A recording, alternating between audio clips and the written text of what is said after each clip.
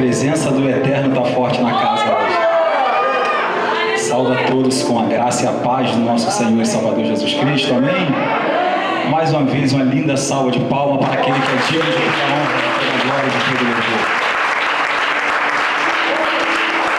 Talvez você que não está acostumado com esse ambiente, tenha vindo aqui pela primeira vez e tenha estranhado o extravasar do corpo de Cristo. Mas a alegria é tamanha que a gente tem que extravasar de alguma forma. Talvez você não entenda, um dia você vai entender. Você olha para um lado, vê um chorando, olha para o outro lado, vê um pulando, olha para o outro lado, vê um prostrado de joelho. E esse ambiente não é muito familiar, talvez você não entenda isso. Assim como também não entendo no estádio de futebol, quando um jogador faz um gol e o torcedor extravasa ali, falta, né, grita tanto que falta voz. Eu também não compreendo isso. Não sou torcedor fanático, quem sabe um dia. Mas assim como um homem extravasa para o outro homem, a igreja de Cristo não extravasa para o homem, extravasamos para o eterno Deus. E como é bom extravasar, como é bom expressar a nossa alegria para esse Deus tão maravilhoso. Oh glória, abre a sua Bíblia, a palavra do Eterno em Êxodo. Serei sucinto na pregação da palavra do Senhor, mas falarei acerca de uma caixa de madeira nessa noite. O que é isso, pastor? Uma caixa de madeira você vai pregar? Vou pregar sobre uma caixa de madeira. Êxodo capítulo 25, versículo de número 10. Quem achou, diga amém. Tá mentindo não, né? Estou vendo a maioria de escolher na Bíblia. Segundo livro da Bíblia, Gênesis, Êxodo. Vou esperar você encontrar para que nós façamos uma leitura uníssonos, juntos. O Senhor vai continuar falando conosco. Amém, Jesus. E é justamente da presença dele que eu quero falar, representada por esta arca de madeira. Êxodo, capítulo 25, verso de número 10. Diz assim a palavra do Senhor: também farão uma arca de madeira de acácia de 1,10 metro de comprimento, 66 centímetros de largura e 66 centímetros de altura. Revista a arca de ouro puro, coloque esse revestimento por dentro e por fora, e ponha um remate de ouro ao redor da arca. Mande fundir 4 argolas de ouro e fixe-as nos 4 cantos da arca. 2 argolas num lado dela e 2 argolas no outro lado. Faça também cabos grossos de madeira de acácia e revista-os de ouro. Passe os cabos pelas argolas nos lados da arca, para que ela possa ser carregada por meio deles. Os cabos ficarão nas argolas da arca e não serão retirados dela. Você porá na arca o testemunho que eu lhe darei. Senhor, te glorificamos pela palavra que agora lemos. Que eu seja meramente um instrumento por onde há de passar a tua mensagem, Senhor. Continua a falar conosco, que esta palavra venha alimentar o nosso espírito, que esta palavra venha nos edificar nesta noite, para que saímos daqui fortalecidos pelo poder da tua palavra. Obrigado por esta grande e rica oportunidade. Que tu cresças e que eu diminua. Toda honra, glória e louvor para todo sempre, somente para o Senhor. E ai do homem que quiser ficar no centro e receber adoração, pois a tua palavra diz que nenhum outro é digno de ser adorado, de ser glorificado. Que a tua igreja, na explanação da palavra, ela venha te glorificar mais e mais, pois tu és digno de ser adorado, ontem, hoje e eternamente. Amém. Graças a Deus. Deus faz promessa por um povo, o povo hebreu. Só que esse povo está cativo no Egito. A Bíblia vai dizer que eles ficaram no Egito por cerca de 430 anos. Para que nós nos situemos no tempo e no espaço, Essa história se deu há 1440 anos aproximadamente antes de Cristo. Então, muito tempo atrás. E o povo está lá, mas Deus tinha feito uma promessa a Abraão, que a sua descendência ficaria lá por um período, mas Deus o tiraria como um forte. Deus levanta Moisés, um grande líder, e este líder tira o povo daquele lugar. E aquele povo agora terá que passar por um longo deserto. Por que longo deserto? Porque eles ficariam peregrinando aproximadamente 40 anos naquele deserto. E como peregrinar em um lugar tão hostil? Como caminhar por cerca de 40 anos em um lugar tão hostil que é o deserto, sem a presença do eterno Deus? É impossível. Certamente eles sucumbiriam ao calor extraordinário e ao frio extremo. E sem contar os animais, sem contar também pessoas que poderiam surgir ali e levantar uma guerra contra aquele povo. Afinal, não era 2 nem 3 pessoas. A Bíblia vai dizer em Êxodo 12 que era 600 mil homens, sem contar mulheres e crianças. O historiador hebreu Flávio Joséfo diz que era mais de 1 milhão de judeus que saiu do Egito rumo a Canaã. Agora, então, como este povo, que não é um grupinho, é um povo, denominado povo hebreu, que mais tarde foi denominado povo de Israel, como eles triunfaria em um lugar tão hostil? Segredo, pastor, a presença de Deus. Você pode estar no lugar mais hostil, você sempre vai triunfar se a presença do Eterno for na sua vida. E a presença do Eterno está sobre filho, mãe, pai, tios e qualquer parente. Ele é a pessoa mais importante da nossa vida. E a presença de Deus faz toda a diferença. Você pode ter tudo, mas se você não tiver a presença, você não tem nada. Você pode ter tudo, mas se você não tiver a presença do Eterno, você não triunfa. Então o povo caminha por cerca de aproximadamente 3 meses. Estão agora no Sinai. E Deus fala para Moisés que ele deve subir ao monte. Lembra que eu falei que eles deveriam ir com a presença? Mas a presença só vem com a adoração. Sabe por que esse lugar está cheio da presença? Porque aqui há adorador. Quando fecha-se as portas, os adoradores vão embora, a presença vai contigo. Você está na sua casa, é um altar de adoração, ali está a presença de Deus. Você está no lugar mais íntimo da sua casa, que é o quarto. Quando você coloca o seu joelho no chão e levanta as mãos para o alto, ali manifesta a presença de Deus. Então não há presença sem adoração. Para ter perdão, isso mesmo, não há presença sem adoração. Então eu adoro para ter a presença de Deus. Se eu não adoro, não tenho a presença de Deus. Aí está explicado porque muitos vêm para a igreja e não sentem, porque não quer se tornar um adorador, quer se tornar um telespectador, quer olhar para quem está adorando, mas ele mesmo não adora, por isso que não sente a presença. Para sentir a presença você tem que tocar no sobrenatural, e para tocar no sobrenatural você tem que adorar de coração, não pode ser uma adoração aparente. Deus fala para Moisés: suba ao monte que eu vou te dar as instruções, Moisés. Para que a minha presença venha, eu tenho que forjar adorador no meio de vós. Eu tenho que arrancar o Egito no meio de vocês, porque vocês saíram do Egito, mas a maioria está com o Egito dentro dele. Então Moisés, eu vou te dar as instruções que vai ser de suma importância para o triunfo de vocês. Então Deus dá a instrução para Moisés: olha, você vai ter que fazer um tabernáculo. Tabernáculo era um templo portátil, uma tenda. Você vai entender.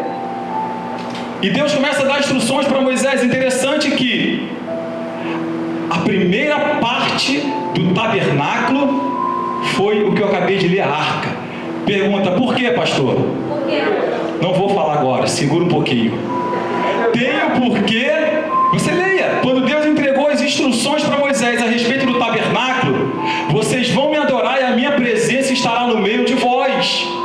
E o primeiro utensílio do templo não foi a arca, não foi o tabernáculo em si, mas foi o utensílio que ficava no interior do tabernáculo. Você vai entender por quê. E Deus dá a instrução para Moisés: tem que fazer um tabernáculo, você tem que fazer as estacas do tabernáculo, a cortina do tabernáculo, a lona que há de cobrir o tabernáculo. Você vai fazer no átrio, que era um lugar fora do tabernáculo, um altar de sacrifício. Moisés, vai mandar o povo fazer, logo em diante, uma bacia. Quando eles entrarem no tabernáculo, o sacerdote, o sumo sacerdote, à esquerda vai ter o candelabro, à direita vai ter a mesa da proposição. Diante da cortina que separa o santo lugar do santo dos santos, vai ter o outro altar do incensário. Lá atrás do véu você vai colocar a arca que agora lemos.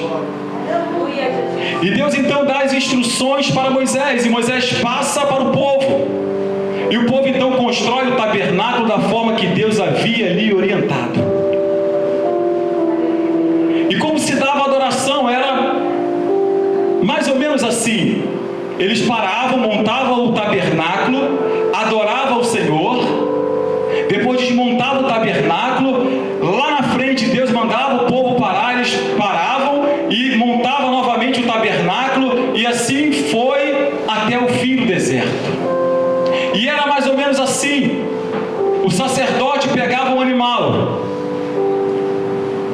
e oferecia o animal no primeiro altar. E com o sangue desse animal, ele prosseguia, lavava suas mãos. Ninguém que queira se apresentar na presença de Deus vai se apresentar impuro. Então ele tinha que se purificar primeiro para se apresentar perante o Rei dos Reis, Senhor dos Senhores. Quando eles se banhavam, eles entravam propriamente dito no santo lugar, ou tabernáculo. À esquerda tinha os castiçais para iluminar o tabernáculo, porque o tabernáculo não tinha janela. À direita tinha a mesa dos pães da proposição, que somente o sacerdote podia comer. Então ele pegava no segundo altar o incenso, e com muita reverência, somente o sumo sacerdote uma vez por ano, para fazer expiação pelo pecado do povo, e para Deus ele se manifestar e falar com o sumo sacerdote, ele pegava o incensário e adentrava de maneira reverente para não ser fulminado, abriu um pouquinho a cortina chamada véu, adentrava de frente para a arca que nós lemos, e ali ele fazia os rituais, colocava incenso sobre esse caixote. Sobre esse caixote havia uma tampa chamada propiciatório. Na extremidade dessa tampa tinha 2 querubins alados, olhando de frente um para o outro, olhando para dentro da arca.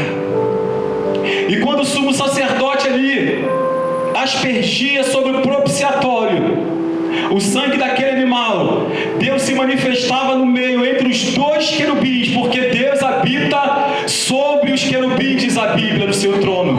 Então no meio dos 2 querubins Deus se manifestava e falava com o sumo sacerdote, e a presença de Deus era real naquele lugar. Não era meramente uma caixa de madeira, era a representação máxima, tratando-se de simbolismo da presença do eterno Deus. Então não era um caixote meramente, era uma arca que representava, simbolizava a presença do eterno Deus. Essa arca tinha 1,10 m aproximadamente, por 66 centímetros de comprimento e de altura. E porque Deus falou, Moisés, primeiro toma aqui a arquitetura da arca, porque ele estava dando a representação de si próprio, e ele é o alfa, ele é o primeiro, ele não poderia ser por último. O primeiro utensílio que ele mandou Moisés fazer foi a arca, porque ele é o primeiro, ele tem a primazia, ele é digno de toda a honra, de toda a glória, de todo louvor. Primeiro aponta para a honra. Quando você vai cortar um bolinho, você dá para a primeira pessoa, porque você estima muito aquela pessoa. Primeiro aponta para a honra. Então quando Deus estava dando para Moisés as instruções de como fazer a arca, Deus estava falando, Moisés, a arca me representará, e você tem que fazer primeiramente a arca da aliança. Essa arca ia diante do povo, diácono João, e essa arca faria o povo triunfar sobre o deserto.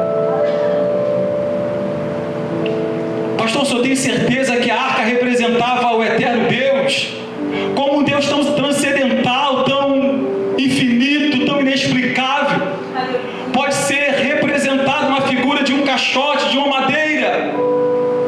O senhor tem certeza que a arca representava a kavod, em hebraico significa a presença do eterno Deus? O senhor tem certeza disso? Tenho certeza disso. Porque a Bíblia vai narrar uma história de um homem chamado Uzá. Uzá, ele simplesmente tocou sem reverência na arca, e ele foi fulminado de maneira instantânea, virou carvão, porque não estava em condições de tocar na arca, e a arca representava o Senhor, a presença dele. Aleluia! A Bíblia diz que 70 homens, João, quando viram a arca, porque a arca, quando ela era transportada, havia uma cortina sobre a arca, para cobrir a arca. Diz a Bíblia que a arca descoberta, 70 homens olharam para a arca e foram simplesmente fulminados. A arca representava para Israel a presença do eterno Deus. Uma certa feita colocaram a arca dentro de um templo de um deus pagão chamado Dagon.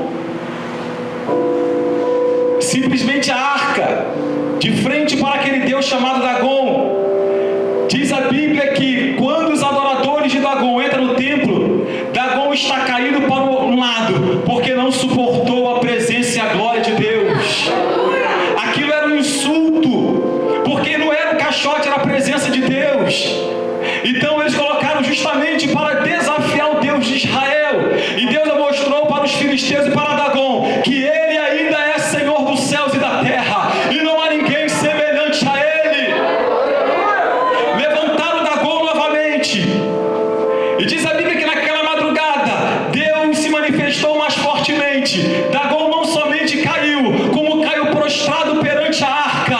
Deus estava dizendo: todos que querem se levantar contra mim tem que se curvar e tem que me adorar, porque ninguém há semelhante a mim. Aleluia!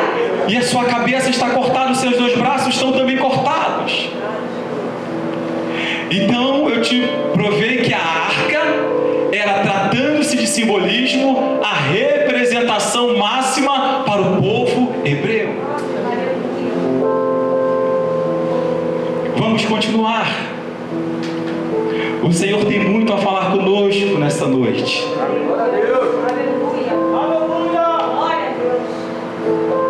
Então eles colocavam a arca na frente e peregrinavam, mas a arca estava onde? Na frente. A arca, pastor Hélio, proporcionava vitória e grandes milagres para o povo de Israel.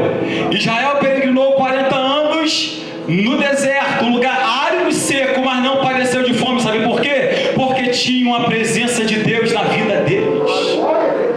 Israel caminhou no deserto, de madrugada, é um frio extraordinário, não morreram. Sabe por quê? Porque tinham a presença do eterno Deus. Deserto não tem água, mas quando se tem a presença, a Bíblia diz que Deus traz à existência coisas que não existem. O impossível, o improvável torna-se possível quando se tem a presença de Deus. Quem está entendendo? Se tem alguma coisa árida, seca na tua vida, morta, se tem a presença, vai reviver, vai botar água no teu deserto, porque Deus é maior na tua vida. Quando se tem a presença, tudo é possível. A presença dele basta na nossa vida, presbítero geral. E ela é suficiente.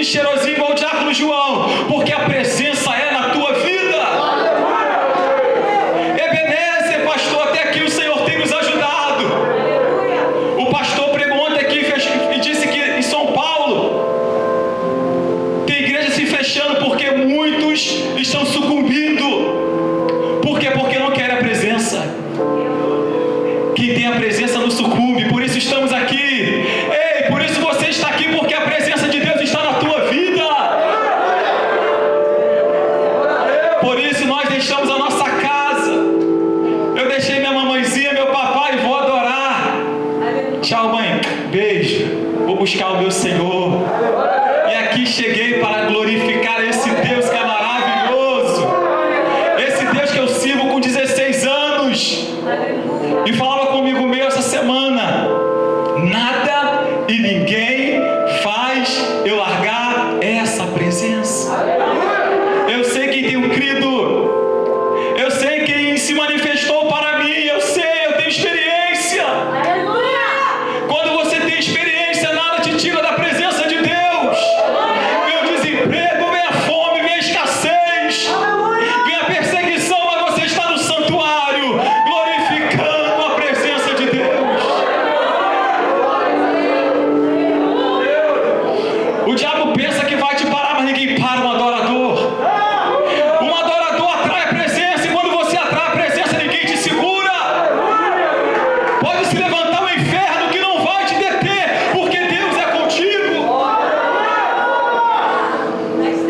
Deus falou para Jeremias: Jeremias, vão te perseguir, mas eis que te levanto com um muro de ferro e com uma muralha de bronze. Pode-se o bronze se quebrar facilmente, Jeremias? Pode-se o muro se derreter facilmente? Não tema, porque eu sou contigo para te livrar. Jeremias foi um profeta que foi perseguido, chorou, gemeu, mas Paulo disse: em tudo somos perseguidos, mas não destruídos. Em tudo somos atribulados, mas não angustiados. Jeremias sofreu, mas não foi destruído. Você pode até estar sofrendo, mas você está aqui vitorioso.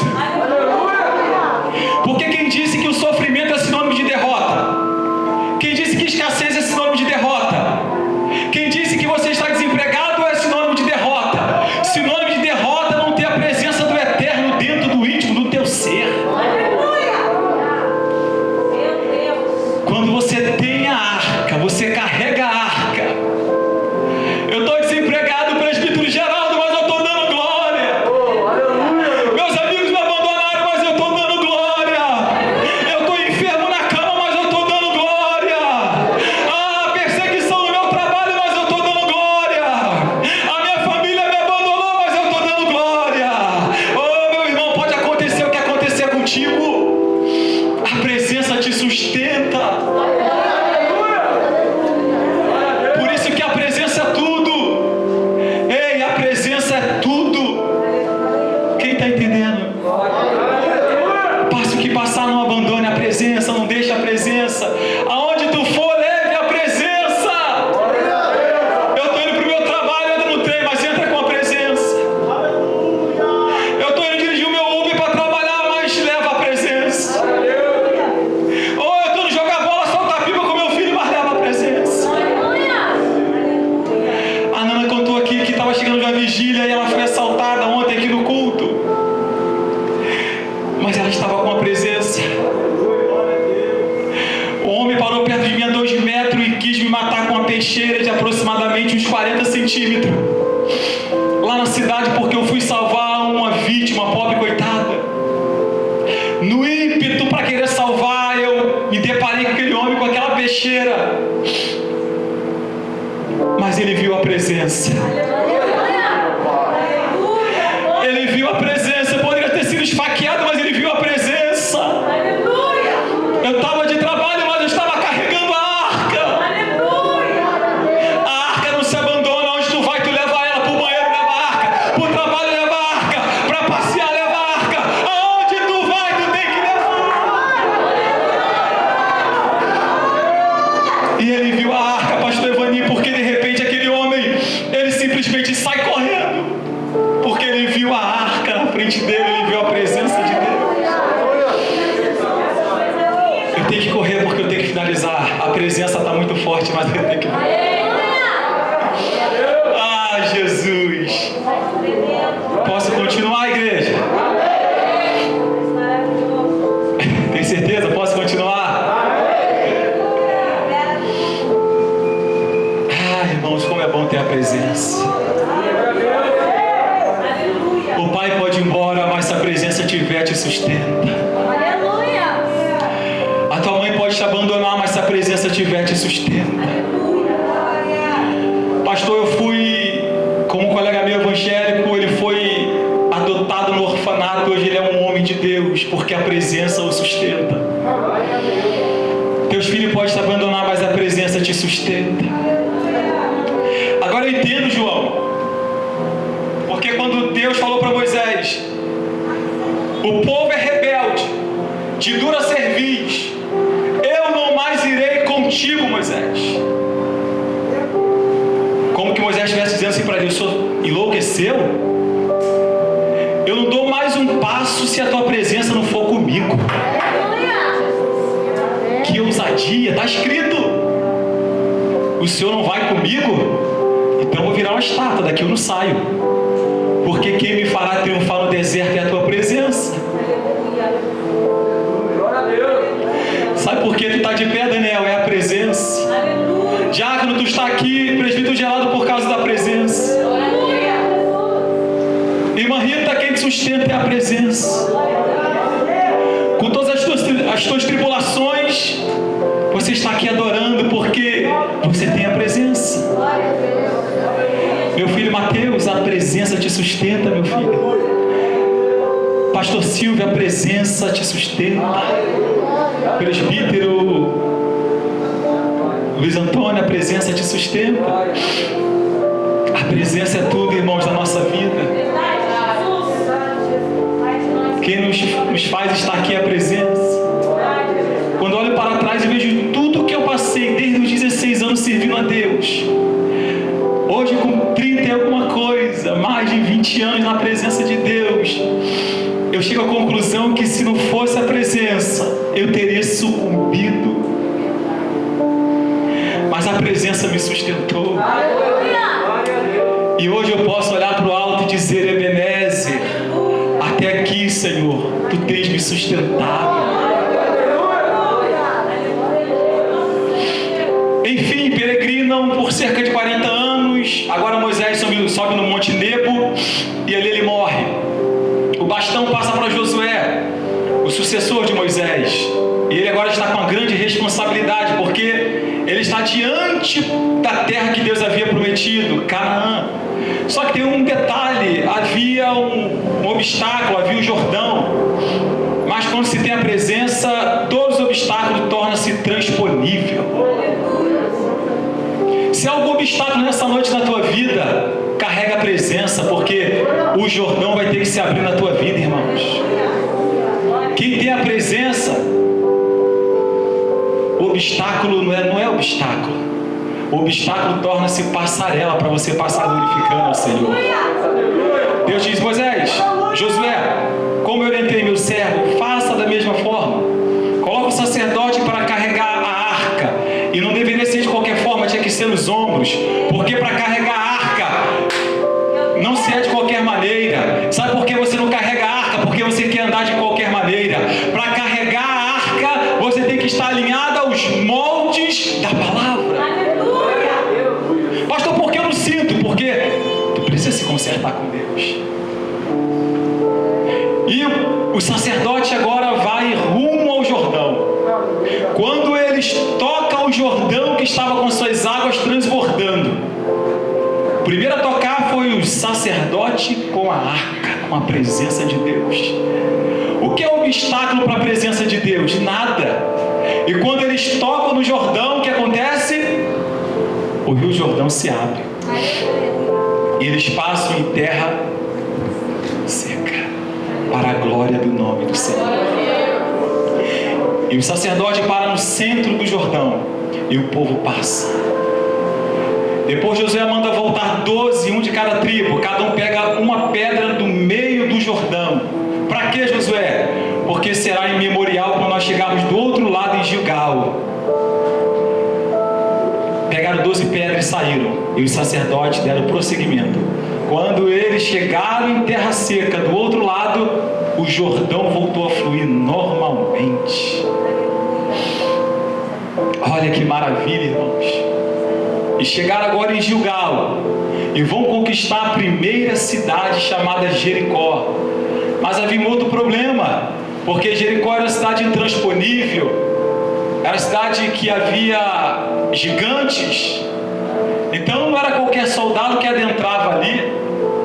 Os espias que foram enviados, quando voltaram, disseram: não podemos conquistar Jericó, porque lá, além de haver gigante, a cidade é intransponível. Falei da minha mãe, ela chegou aí, ó, quase no final da mensagem.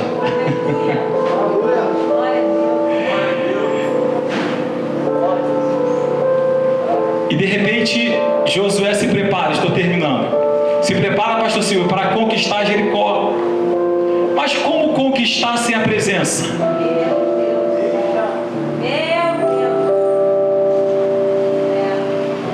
Como conquistar sem a presença, João?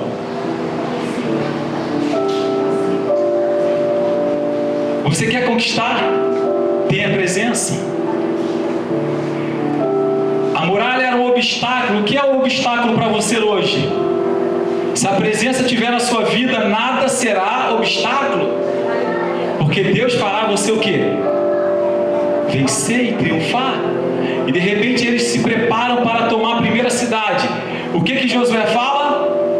Põe o quê? O sacerdote com a arca. Veja bem que sempre tinha o quê? A arca.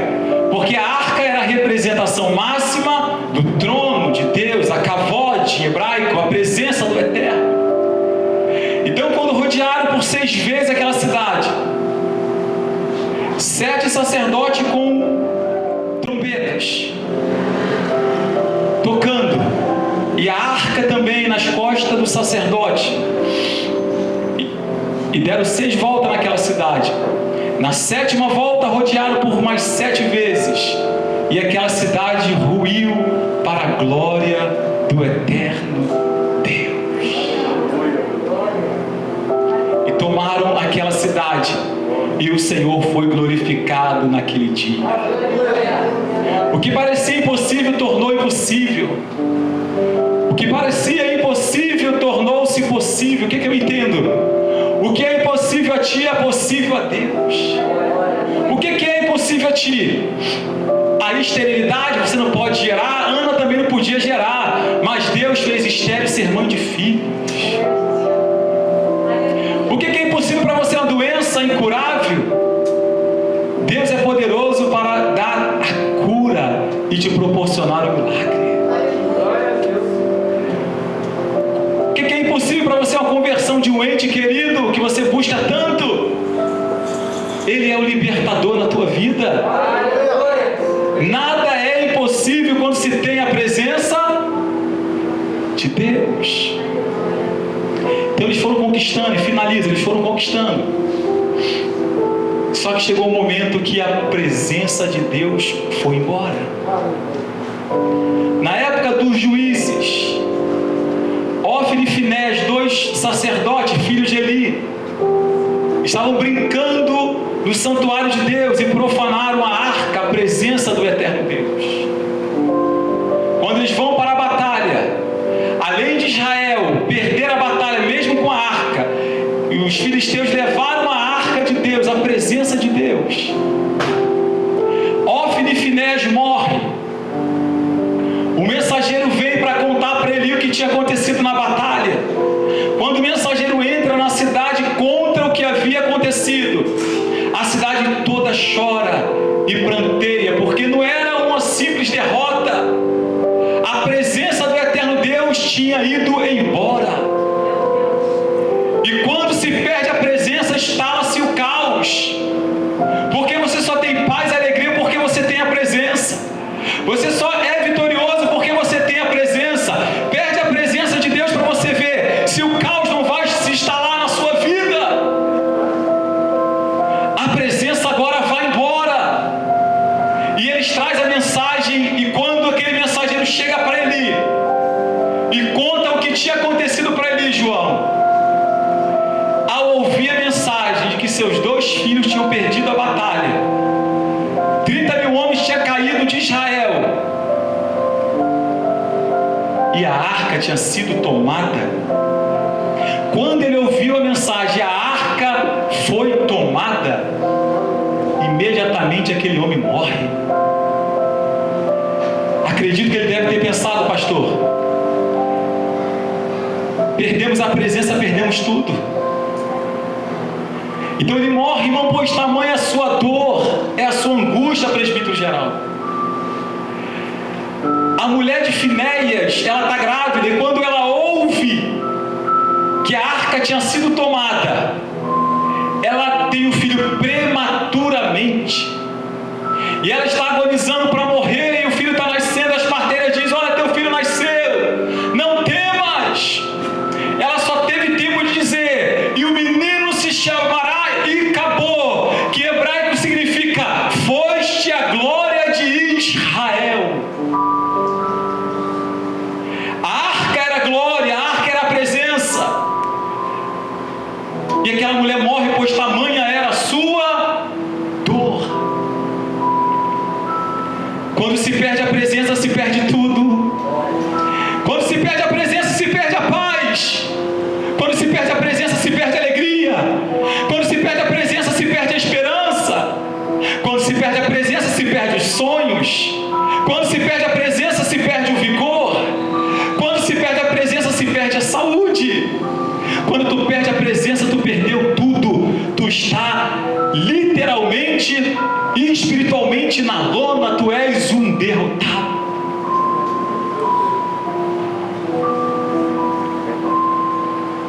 Quer um exemplo?